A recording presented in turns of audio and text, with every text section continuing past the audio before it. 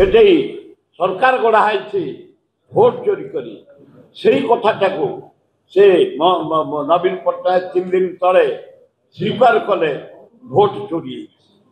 Vote ଚୋରି ହେଇନି, candidate ମଧ୍ୟ ଚୋରି ହେଇଛି। ମୁଁ ଖୁସି ନବୀନ ବାବୁ ସତ ଲାଷ୍ଟକୁ ମାନିଲ, ଆଗରୁ ମାନି ପାରିଲନି। ଆଗରୁ ତ କ'ଣ 12-13 ବର୍ଷ କୁଣ୍ଡିଆ କୁଣ୍ଡି ହେଇଥିଲା। ଯୋଉ ଦଳ ତମ ବାପାଙ୍କୁ ସମ୍ମାନ ଦେଇଥିଲା, ଯୋଉ ଦଳ ବାପାଙ୍କୁ ତମର ମନ୍ତ୍ରୀ କରିଥିଲା, ତା ନାଁରେ ପ୍ରେସ୍ ଡାକି କହୁଛ ତାଙ୍କୁ କେହି ଅନେଇଲେନି, ତାଙ୍କ ଚିକିତ୍ସା କଲେନି, ତାଙ୍କୁ ଏୟାର ବସରେ ବାହାରକୁ ନେଲା ହାତରୁ। ଆଉ କ'ଣ ଗୋଡ଼ୁ ନେଇଥାନ୍ତ ତମେ? ଯୋଉଦିନ ଇଲେକ୍ସନ କମିଶନର ଘୋଷଣା କଲା ବାଇ ଇଲେକ୍ସନ, ସକାଳେ କଲେ ସ୍ପେଶାଲ ପ୍ୟାକେଜ କେତେ ଗୁଡ଼ିଏ ପ୍ରୋଜେକ୍ଟ। ଲଜ୍ଜା ଲାଗୁନି? ଇଲେକ୍ସନ ରାତିରେ ଇଲେକ୍ସନ କମିଶନର ଯେ ଅଲାଯୁକ।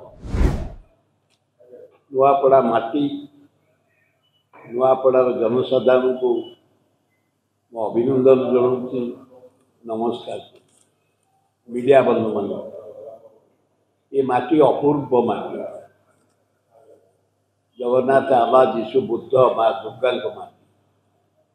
ଏ ମାଟି ଏପରି ଧାନ ଚାଉଳ ଜନ୍ମ ଦେଇଛି, ସାରା ବିଶ୍ୱରେ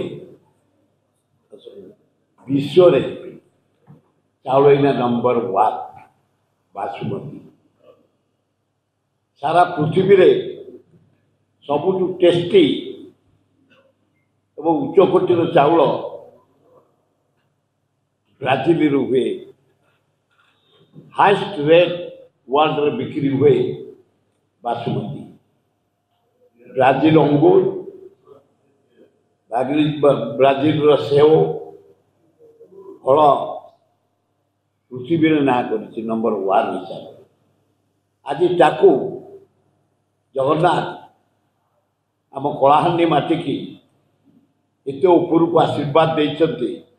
ସେ ଚାଉଳ ପୃଥିବୀ ଦରବାରରେ ନା ନମ୍ବର 1। ସେଇ ମାଟିରେ 11 ତାରିଖରେ ଯେଉଁ ନିର୍ବାଚନ ହେବ, ଉପନିର୍ବାଚନ, ତାରି ଉପରେ କିଛି ଟିପ୍ପଣୀ ଦେବାକୁ ମୁଁ ଚାହୁଁଛି। ଏ ଅଞ୍ଚଳକୁ ମୁଁ ଆସିନଥିଲି କେବେ। 2 ଦିନ ରହିଥିଲି ନମିନେସନ ବେଳେ। ଏ 2 ଦିନ ଆସି ବୁଲିକିରି ଯାହା ଦେଖିଲେଣି, ମୁଁ ଏ ଅଞ୍ଚଳ ପୁରା ବ୍ୟାକୱାର୍ଡ ହେଇପଡ଼ିଛି। ସେମିତି କିଛି ଆଖି ଦୃଶ୍ୟ କାର୍ଯ୍ୟ ହେଇନି। ଯଦି ହେଇଛି, ଶ୍ରୀମତୀ ଇନ୍ଦିରା ଗାନ୍ଧୀ, ରାଜୀବ ଗାନ୍ଧୀ, ଭକ୍ତ ଦାସଙ୍କ ନେତୃତ୍ୱରେ ହେଇଛି। ଏଇ ଯେଉଁ ମୁଁ ଦେଖୁଥିଲି, ପ୍ରାୟ 60 ଭାଗ ମୁଁ ଚାଷୀ ଲୋକ, ଚଷା ଖଣ୍ଡାୟତ ଲୋକ। ମୁଁ ଚାଷ ଦେଖୁଛି। ଯେତିକି ଇନ୍ଦିରା ଗାନ୍ଧୀଙ୍କ ସମୟରେ ଡ୍ୟାମ୍ ସବୁ ହେଇକି ଅନ୍ୟାନ୍ୟ ଡ୍ୟାମ୍ ପାଣି ମଡ଼ିଆ ହେଇଥିଲା, ଚାଷ ହେଇଥିଲା, ସେତିକି ଏକ୍ସଟେନସନ୍ କିଛି ହେଇନି। ଆପଣଙ୍କ ଏରିଆରେ ମୁଁ କିଛି ଚାଷୀଙ୍କ ମତ ନେଲି। ମୋର ଗୋଟେ ଖଣ୍ଡାୟତ ଭାଇ, ମୁଁ ଯାଇଥିଲି ଆପଣଙ୍କର ଏଇ ଅଞ୍ଚଳକୁ, ସେଠି ଜଗନ୍ନାଥ ମନ୍ଦିର, ସେ ଦୌଡ଼ିକି ଆସିଲେ। ସବୁ ସ୍ତ୍ରୀ ଲୋକମାନେ ଖଣ୍ଡାୟତ ମୋ ନାଁ ଶୁଣିକିରି ବଦେଇ ହେଇଗଲେ। ସେ କହିଲେ 30 ଏକର ଜମି ମୋର, କିନ୍ତୁ ମୋର 2ଟା ପୁଅ ଦାଦନ ଖଟିବାକୁ ଯାଇଛନ୍ତି ବାହାରେ। 30 ଏକର ଜମି ଦାଦନ ଖଟିବାକୁ ନା? ଅଧେ ଜମି ଜଳ ପାଣି ମାରୁନି, ଅଧେ ଜମି ଅଳ୍ପ ପାଣି ମାରୁଛି, 1-2 ଏକର ଭଲ ପାଣି ମାରୁଛି। ଫସଲ କ'ଣ କାଟିବୁ? ଯାହା ଇନ୍ଦିରା ଗାନ୍ଧୀ, ରାଜୀବ ଗାନ୍ଧୀଙ୍କ ବେଳେ, ଜାନି ପଟ୍ଟନାୟକ ବେଳେ ହେଇଥିଲା, ସେତିକି। ନୂଆ କିଛି ଏକ୍ସଟେନସନ୍ ହେଇନି। ଏ ମେନ୍ ଜଳସେଚନ, କାରଣ 92% ଲୋକ ଦେଖିଲି ମୁଁ ଏଠି ଚାଷ ଉପରେ ନିର୍ଭର କରେ। ପାଣି ମଧ୍ୟ ଆମେ ଏପର୍ଯ୍ୟନ୍ତ ଯୋଗାଇ ପାରୁ। ଠିକ୍ ସମୟରେ ଧାନ ଗଣ୍ଡାକୁ ବିକ୍ରି କରିପାରୁନାହିଁ, ଠିକ୍ ସମୟରେ ସାର ଯୋଗାଇ ପାରୁନାହିଁ, ଠିକ୍ ସମୟରେ ଆମେ ବିହନ ଯୋଗାଇ ପାରୁନାହିଁ। ଚାଷୀ କୂଳ ହତାଶ ଆପଣଙ୍କ ଏ ଅଞ୍ଚଳରେ। 1, 2 ଗୋଟେ ଏଠି ପିଜି କଲେଜ ନାହିଁ, ডিগ্রি কলেজ, এটি গোটে টেকনিকাল কলেজ না, এটি গোটে মেডিকাল কলেজ না। বিজেপির सामल सभापति घोषणा करदे भोटा को आगे आगे रखी जे ऑलरेडी मेडिकल कॉलेज आम ऑर्डर कर देचु ड्र रे रखी भोट गणति पर जदि आम जितबू से ऑर्डर टाक दबू पूरा प्रहसन ड्रामा आउ एते बैकवर्ड है लोक नहांती एते पछरे नहांती लोक जानी ना जो दिन इलेक्शन कमिशनर घोषणा कला बाय इलेक्शन सकाल कले स्पेशल पैकेज केते गुड़े प्रोजेक्ट लज्जा लगुनि इलेक्शन राति इलेक्शन कमिशनर जे अलाजिक गणतंत्र हत्याकारी तेज इलेक्शन कमिशनर इंडिपेंडेंट इलेक्शन करवा कथा तमें ता नक सकाଳେ घोषणा कर योजना राति इवनिंग रे घोषणा कर खातिर ना नॉमिनेशन हो जाए किसी कहबार ना एवं जहाँ मुझे देखिली आपणकर तीनोटी दल ये मुख्य लड़ा गोटे बीजेपी बीजेपी घर ये नुह गुजरात बापा ये डाक्तर थे सेवा करते लोक भोट देते मंत्री भी होते से भी भल लोक थे पुओ हिसाब से जो दल तुम बापा को सम्मान देता जो दल बापा को तुम मंत्री करता ता ना प्रेस डाकी कही अनैलेनी चिकित्सा कलेनी एयर बस बाहर को नेला हाथरू आपण गोड़ू नहीं जात तुम मंत्री थी तुमको कांग्रेस ये बीजेडी सम्मान दे आजा तुम लास्ट को बिका ही गल कहीं बिका ही गल गोटे दल थी ये जमती बीजेपी बिका किणा सी सेमती बिका किणा करते साउ आपण मानकर मन थी से दी दल कुंडिया कुंडी मुझे साढ़े जावाई चाहूँ खाली मुझे कहया चाहूँगी आपणकर घासीराम माझी घर आपण माटी नुआपड़ा माटी गोटे आदिवासी पुओर जड़े भल लयर 5 थर लड़ी दरदाम मेडिकल कॉलेज पानी ब्लॉक घेरो जिलापाल घेरो आंदोलन से लड़ी गला थर भी लोक मैंने 52,000 भोट देते एथर विराट शक्ति जो निपट गाँव को जाते मुझे से इंदिरा गांधी कथा कहले जड़े बुढ़ा आसी पहुँचले प्राय 95 वर्ष कहले इंदिरा गांधी मीटिंग के आम जाइलु से होती माँ आज जब धान आम काटुचु से डैम करते राजीव गांधी कथा भी से कहले निपट मफसल भितर मो आश्चर्य जो थाए से वयस्क बुढ़ा बुढ़ी मैंने आसी कहते इंदिरा गांधी राजीव गांधी भितर जानी पड़ना भितर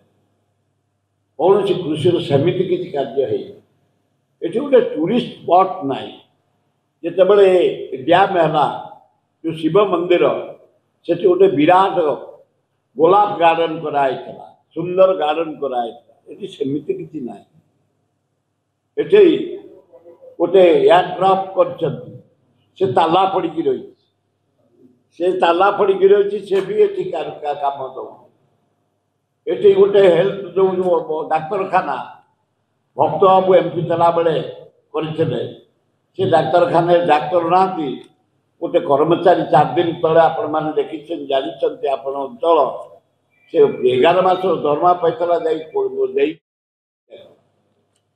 ये मुझे देखुली भौणी मैंने बड़ दुखरे अच्छा सेमती किसी संस्था से ना खाली एमाने बड़ बड़ कथा कहते सुभद्रा योजना दिन को 30,000 टका पड़ू केते थर गले सुभद्रा योजना से पाँच दिन को 30 टका पाइब कौन से डेभलप कर कि डेभलपमेंट कर कौन क्या नहीं से आगे खाली फेलोर स्कीम ये 1.5 वर्ष रही मोहन माझी ସେମିତି କିଛି ଆଖି ଦୃଶ୍ୟ କାର୍ଯ୍ୟ ଓଡ଼ିଶାରେ ଏପର୍ଯ୍ୟନ୍ତ ହେଲା କୌଣସି ହେଇନି।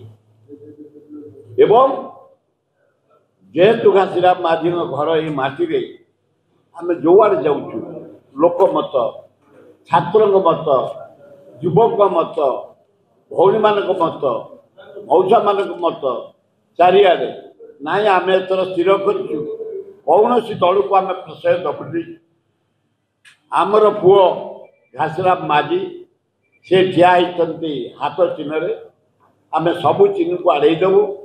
ହାତ ଚିହ୍ନରେ ସୁଇଚ୍ ଚିପି ଘାସିରାମ ମାଝୀଙ୍କୁ ଆସନ୍ତା ବିଧାନସଭା ଭିତରକୁ ପଠେଇବୁ। ଚାରିଆଡ଼େ ମତ। ମୁଁ ଏତେ ଖୁସି ଆମ ପୋଷ୍ଟାଲ ବେଲ୍ଟ ଆପଣଙ୍କ ବେଲ୍ଟକୁ ତୁଳନା କଲେ ଏତେ ସୁନ୍ଦର ଆପଣମାନଙ୍କ ଲୋକ, ଏତେ ସରଳ ଆପଣମାନଙ୍କ ଲୋକ, ଏତେ ନିଷ୍ଠା ଆପଣମାନଙ୍କ ଲୋକ। ଭୋଟ ପାଇଁ ମୁଁ ତ ଦଉନି, ମୋ ପ୍ରାକ୍ଟିକାଲ କଥା କହୁଛି, ମୋ ଅନୁଭୂତିଟା କହୁଛି। ଏତେ ସରଳ, ଏତେ ଭଦ୍ର ଏବଂ ନୀତି ଯାହା କୁହାଏ ସେମାନେ ଗରିବ ହେଇପାରନ୍ତି, ତାଙ୍କର ଗୋଟିଏ ନୀତି ଆମେ ଆମ ପୁଅ ଆମ ଭାଇ ଘାସିରାମ ମାଝୀଙ୍କୁ 11 ତାରିଖ ଦିନ ବିପୁଳ ସଂଖ୍ୟାରେ ଭୋଟ ଦେଇ ଆମେ ପଠେଇବୁ ବିଧାନସଭାକୁ। ଏଇ ସ୍ୱପ୍ନ ଚାରିଆଡ଼େ ଶୁଣାଯାଉଛି, ଚାରିଆଡ଼େ ବୁଝାଯାଉଛି। ଯେତେ ମିଟିଂ କରନ୍ତୁ, ନବୀନ ବାବୁ ଆସିଲେ ମିଟିଂ କଲେ, ସେ ଗୋଟିଏ କଥା ସତ ମାନିଲେ।